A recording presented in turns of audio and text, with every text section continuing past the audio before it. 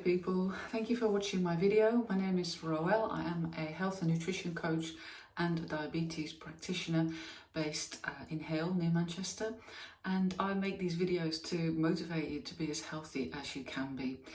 And today I want to talk about a few common frustrations and challenges that people come up against when they're trying to get healthy and, more importantly, stay healthy. As per usual, at the end of this chat about health, I will add a little bit about my week in crafting. I like doing knitting and crocheting and a little bit of colouring. And I will share that, but obviously I'll let you know when that starts. If you're not interested, that you can switch off then. And I always add a little footage of my week, some stuff I've been up to. So these challenges and frustrations, I'm sure you'll all recognise a few of these, and of course there are more, but these are the ones that I see most commonly. And I will just go through a few tips around what you can do when you are coming up against them. But the main message is that you acknowledge these frustrations and challenges, and that you don't just keep battling on against them, but that you actually try to find a solution for them. Because if you just keep on trying and fighting against these obstacles without making any changes or giving it a lot of thought, then I don't think you're going to get very different results. So I think it's really important to try and identify what's stopping you, what's holding you back, and then analyse and explore what you can do about it. So the first problem that a lot of people have is that they can be very good for a short time, but it never lasts. I do well for a bit, but then life gets in the way, and good habits end and are replaced with the old bad habits, and the results are being reversed. Now, this is very common, of course, because we have to try hard to do the good stuff and stop doing the bad stuff, and it's only normal that when you get distracted by life events that you then don't feel able to continue with that. Now, what I find is when people struggle to be consistent, there could be a few reasons for that, and often it is because they've chosen the wrong approach to get healthy, because there are so many different things that you can do, and if you're trying to force yourself to do stuff that doesn't really suit you, then you're going to find it really difficult to sustain that. So an example of that would be, say, if you join a gym because you feel that that's what you need to do to be healthy, but actually you already know that you're not really into going to the gym, then you will find that it's difficult to sustain that, and after a while you get bored with it and you realise that you never really liked it. And the same goes for your diet and other health habits. So it's really important to ask yourself whether the approach that you've chosen is actually good for you. And if it's not, then I'm sure there are hundreds of alternative actions that you can take that will give you more success, because you'll be able to do it for longer. And the other problem can be that you set yourself unrealistic goals. So you feel that you need to do something really hard or reach something really impossible, and that's already frustrating. And so that makes it really difficult to stay consistent, because you're probably always far away from what you want to achieve because it's such a big thing, and that all feels a little bit disheartening. It's hard to do it, so you create resistance against doing it, and ultimately you will have to keep using your willpower to push yourself, and you can't always rely on your willpower. Your willpower is not on call. That's not something that you can just use whenever you feel like it. Sometimes it isn't there. So make sure that the goals that you set yourself are easy, and once you get used to them and you've created that consistency, then you can up the game. But to start with, take away that resistance.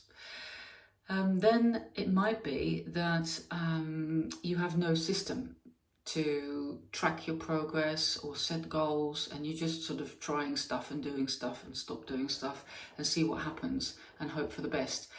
but it is better to have a little system in place, and it should be a stress-free system, and that's the one that I always promote, the weekly 5 minutes of looking back on the week gone by. Ask yourself, how did I do with my diet, my physical activity, my stress management and my sleep, and where can I take one little action this week that will make that thing better? And if you do that week and week after,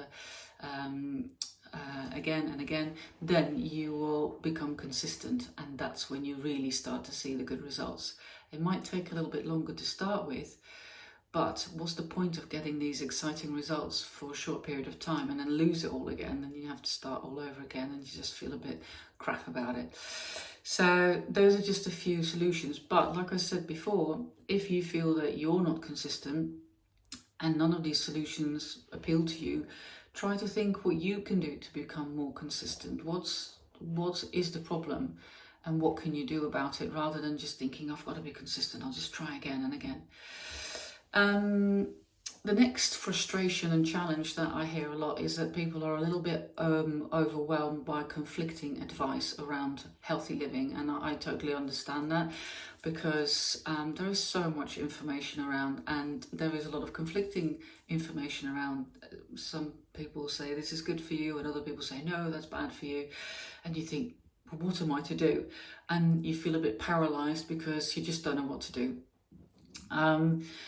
Now, I suggest that you keep it really, really simple. Yes, you can study nutrition and sports science and know everything about it to get exactly the right approach, but I think we can all agree that there are a few principles around health that are super simple, basic principles, and if you just start there and not get overwhelmed by all the detail, then already you're going to get amazing results. And then once you get going, you can try to hone in on certain topics if you feel that you want to be more specific about them, or you want to find out more about it. At the end of the day, for all of these things, you will have to make up your mind based on the best information available to you.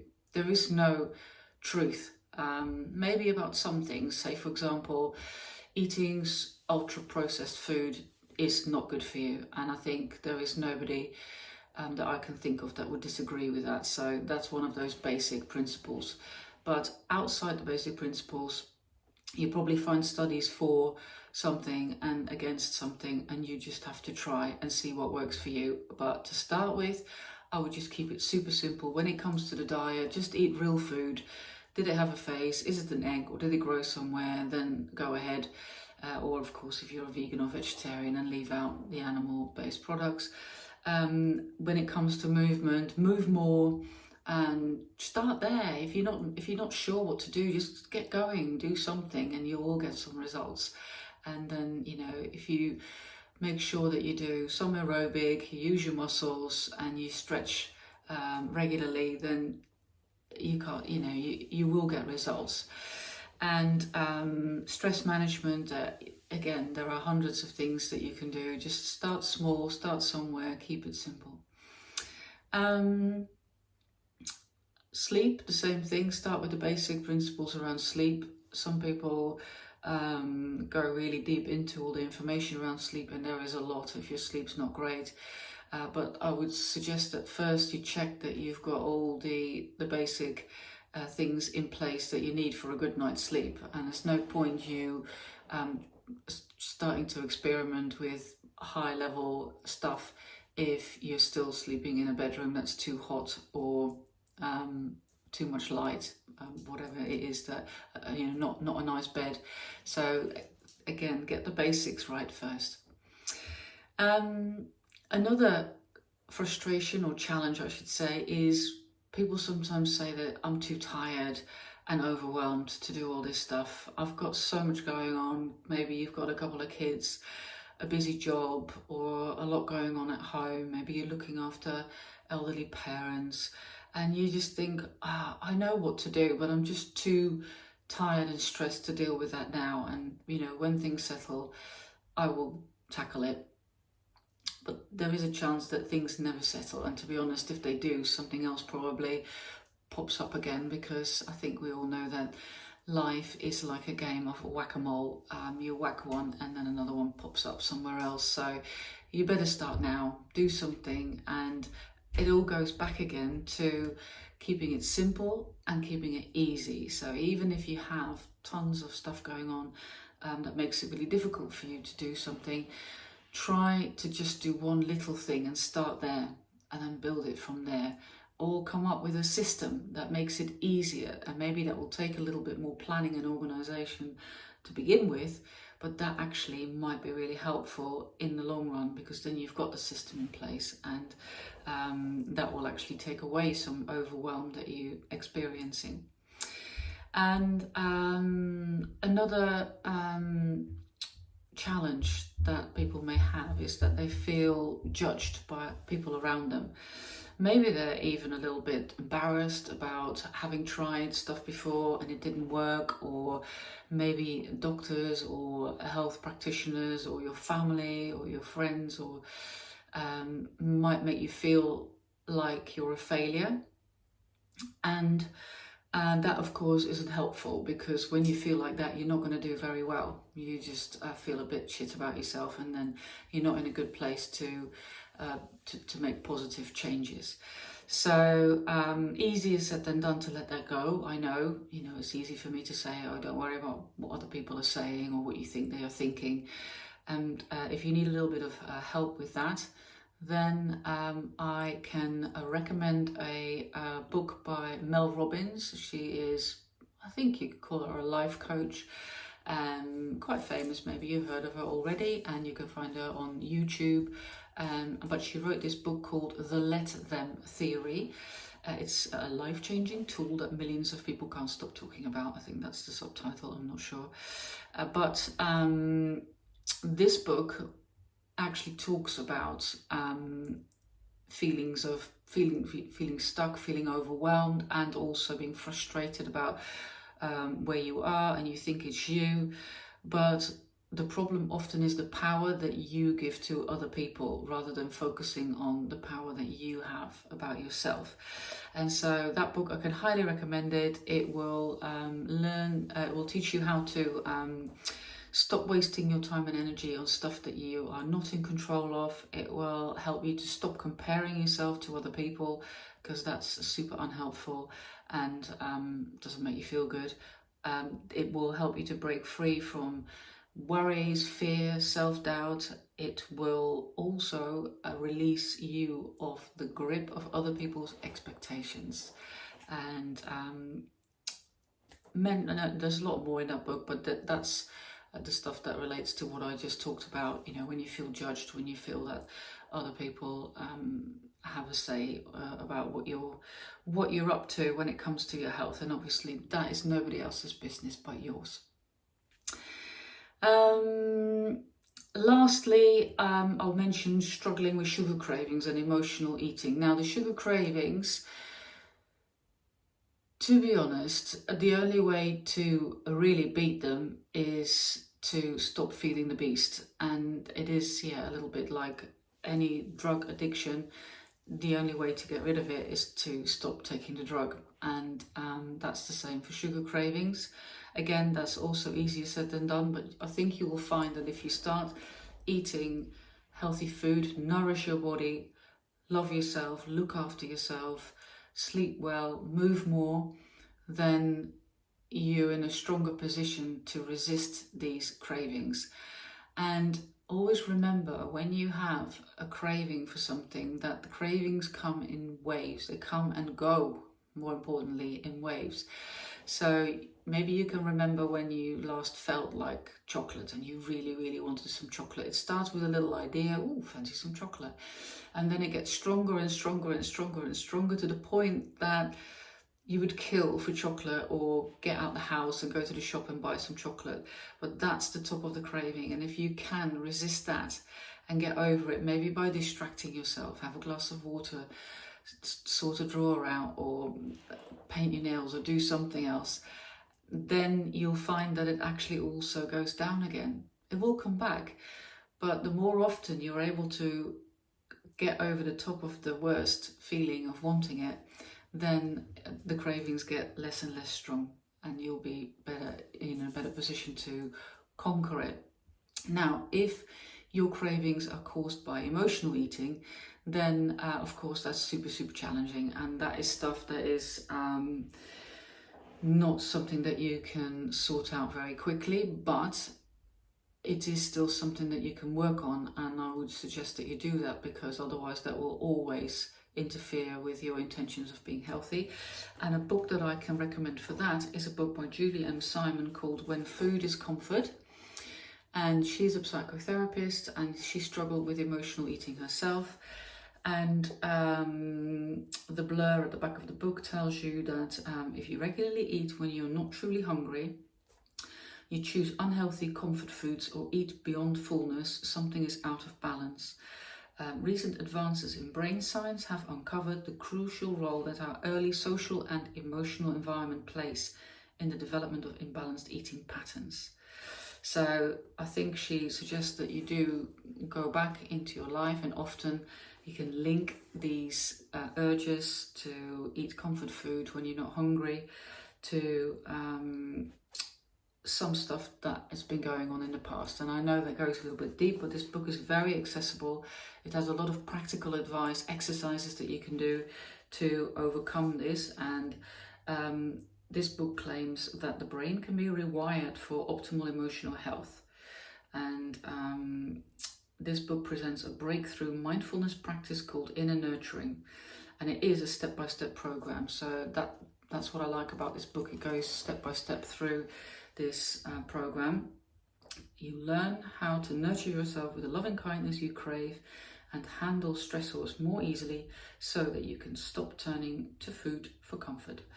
So highly recommend it. I will put the links to the books that I mentioned in the comments below this video.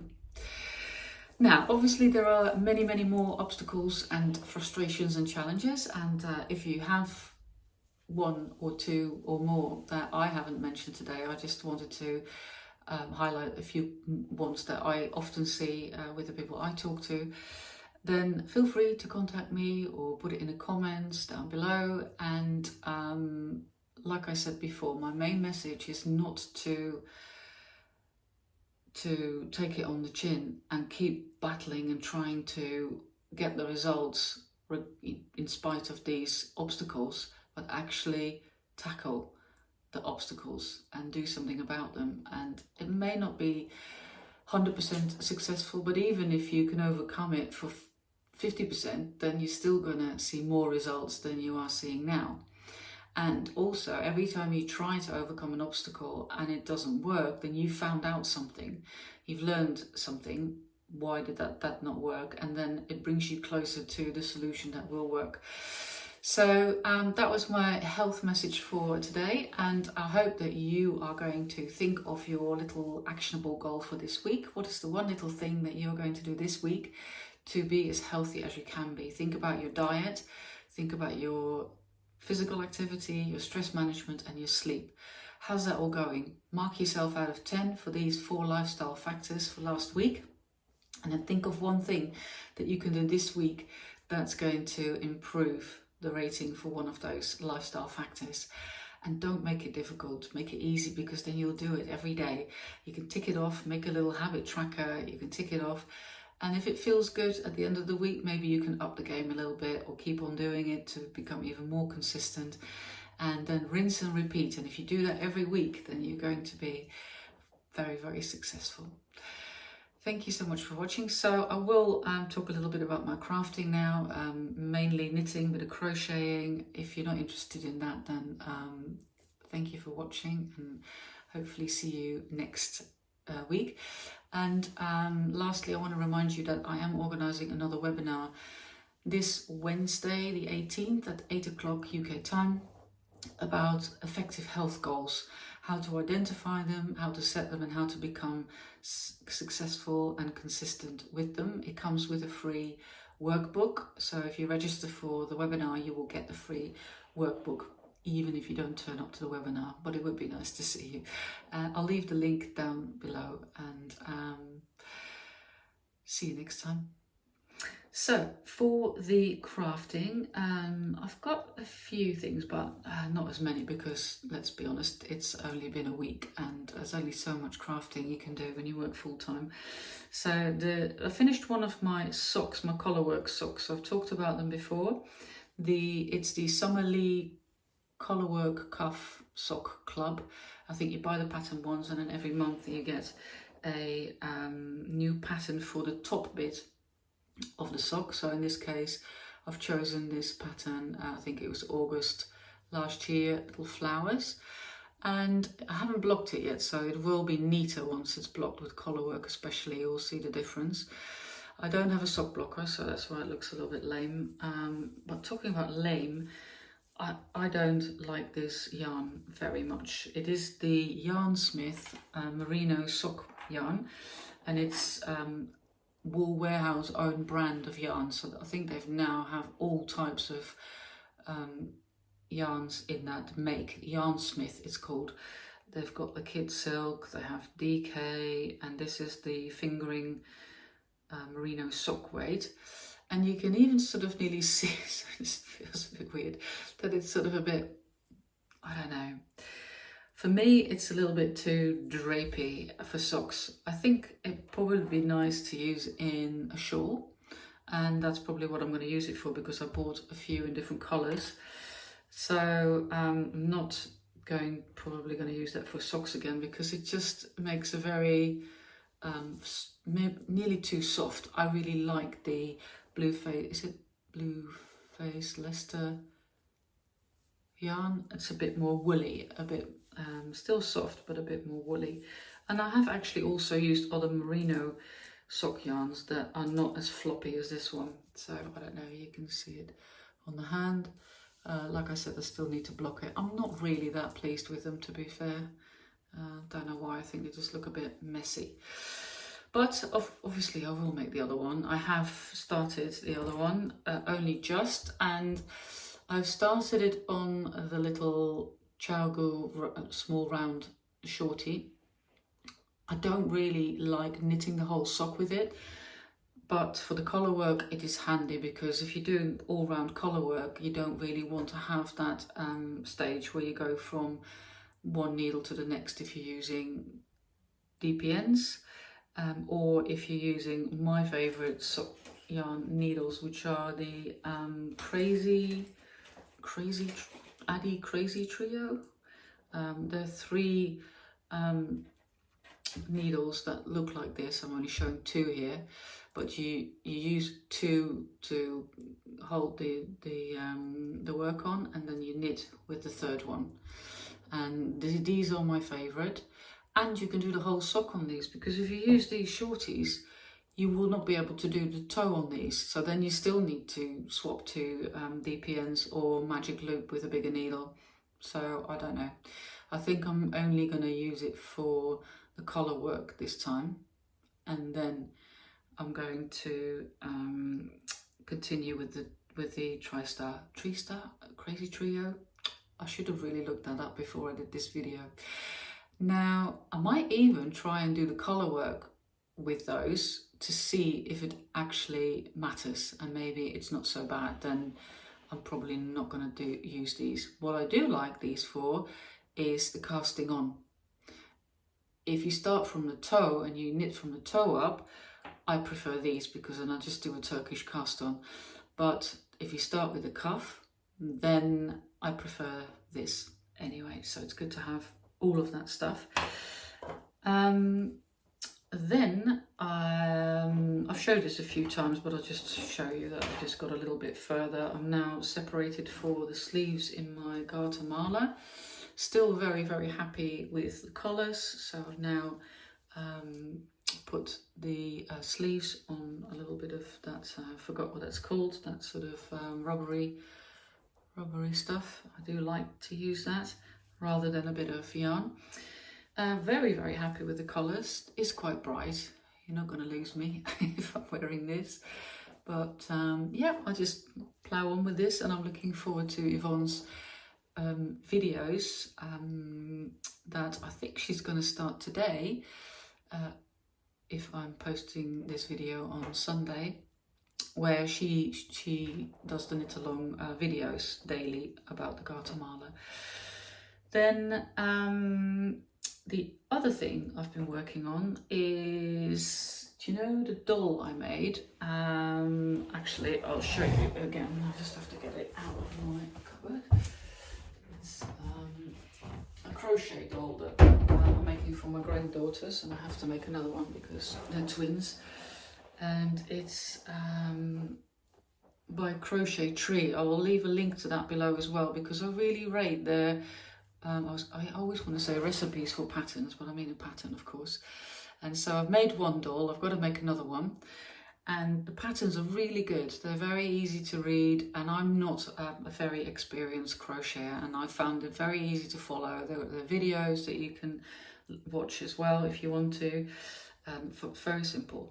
So I started on the second doll because, like I said, I have to make two, but I really fancy starting the dress for the one that I already made, because it comes with clothes as well, of course. It is a little blue dress. I'm going to show you what what it should look like. It is like that. It's a navy blue dress, so you can see that doll looks way neater than mine, but just ignore that. A navy blue dress with some flowers on it, and I have to make a basket as well. I've made the flowers already. I had to make 24 flowers, and it comes with little shoes as well. And the dress has got a little bit of white on the top, and it also has a little white bit coming out underneath. So I thought it'd be a really, really quick little job, but actually it's taken a little bit longer than I thought, because yeah, the skirt of the dress has got 144 stitches, I think, and you have to do 43 rows of that, but I'm getting there. So this is what I've done so far. Like I said, I'm not a very experienced crocheter, but it was very well explained, and at the back, so you make these little buttonholes, so I guess we're going to make some buttons on there as well. And then this sort of pleated skirt, which is going to be a little bit longer, not quite at the bottom yet. And then I guess I have to make the white bit and the little inner skirt, the white inner skirt. And then I've made all these little flowers, and they're going to go on it. So actually quite fun to do, and it's nice to have a little project on the go as well as bigger garments, because it's nice to sort of finish something off. So that, hopefully I can show you finished next week. And the crochet needle I'm using for that is one that was actually a present from my mother-in-law, a very good present. And it came in this pouch that's called BZVV. I've actually never heard of it. I'm not sure if it's a well-known make, but I'm quite happy with it. And it comes, so it's chargeable, and it comes with different sizes, so it's interchangeable. You only get like one handle. It sort of feels very light, so you might say nearly flimsy, but it's not flimsy. I've been using it loads and it's absolutely fine. And then, so the top bit you can change and put a different size crochet hook on it. But the nice thing is that it's got a light at the top that is really handy when you're crocheting small stuff or dark yarn. And I think it comes in, does it come in 2 strengths? Yeah, don't know, that's very weak. And then you switch it off. And it also comes with a counter, so you can then press the buttons whilst you're crocheting along to see where you are with your rows and even stitches, so stitches and rows. So yeah, I do recommend that. I didn't actually look up. I have a feeling that she might have got it off Amazon. I can do like a very quick look, but if I can find it, I will put it in the comments. It was a while ago that I got it. Just have a quick look. No, I can't find it. So obviously, oh yeah, that is actually it. It's a counting set digital crochet kit with 12 different size interchangeable crochet needle. Okay, it's ergonomic. I didn't know that, but it feels quite nice when you hold it. And it's £28.99 sterling on Amazon if you're interested. If I don't use that, I normally use these. I think they're tulip crochet hooks, or they're clover. I think I've got both. I'm not sure now. And I don't actually, I'm not that fussy about crochet needles. I do actually like it if they have a little bit of a sharp top, because then it cuts through the yarn more easily. I think, was that it for the crafting? I also did a little bit of colouring. I wasn't as pleased with it as I was with my previous colouring of the hair and the fawn that I did, but it's okay, and I used it for a card, and I think it's the leaves that I'm not super happy with. I think I'm sort of more okay with the mushrooms and not so much with the leaves, but that's okay. I'm not an expert, and I just like doing it, and I think people appreciate getting a homemade card. At least that's what they tell me. That's it. I will add a little bit of footage of some stuff that I've been getting on with this week. It wasn't anything really exciting, but it was a good week. I do enjoy my life. We were talking about that earlier. We've booked a little trip to Glasgow in a few weeks, and I am looking forward to that. I've never been to Glasgow, but we were saying how we look forward to trips, but we don't actually need to go away because we just enjoy our lives, and I think that's a good thing. That's it from me. Thank you so much for watching, and I'll see you next week. Lots of love. Bye.